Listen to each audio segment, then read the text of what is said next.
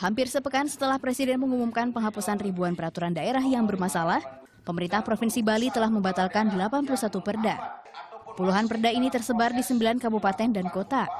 Beberapa perda yang dibatalkan diantaranya mengenai retribusi izin usaha dan pajak hiburan yang dinilai menghambat laju ekonomi dan investasi.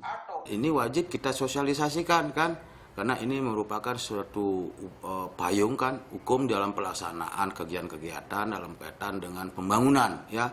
Pembangunan pemerintah Provinsi Bali ya, yang sudah jelas dan sudah barang tentu di kabupaten kota juga, yaitu dampaknya kan. Meski belum menuai kontroversi, pembatalan perda bermasalah dikhawatirkan jadi polemik di pemerintahan daerah. Mantan Ketua Mahkamah Konstitusi Mahfud MD menilai penghapusan perda oleh Menteri Dalam Negeri tidak sah secara hukum. Sebab menurut Undang-Undang Nomor 12 Tahun 2011 tentang pembentukan perda hanya dapat dicabut oleh Mahkamah Konstitusi atau oleh kepala daerah dan lembaga legislatif.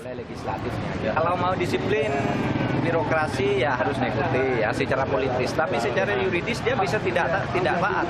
Karena apa? Karena dia taat kepada Undang Nomor 12. Undang-Undang Nomor 12 itu menyatakan kalau belum dicabut Mahkamah Agung atau belum dicabut oleh DPRD-nya sendiri, tidak bisa dicabut, masih tetap berlaku. Itu tergantung gubernur, wali kota, bupatinya.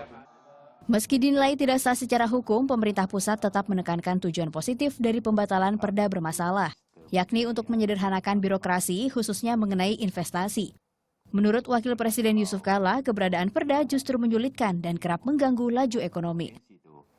Itu perda-perda yang agak sedikit kadang ada aneh-aneh gitu kan.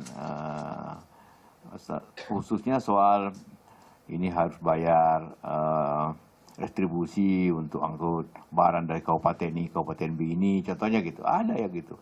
Untuk dapat izin apa, harus lewat apa gitu kan.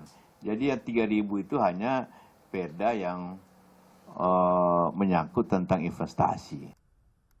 Senin lalu Presiden Joko Widodo mengumumkan penghapusan 3.143 peraturan daerah dari berbagai wilayah di Indonesia.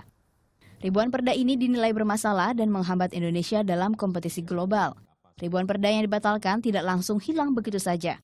Pemerintah pusat juga memberi kesempatan pemerintah daerah untuk merevisinya.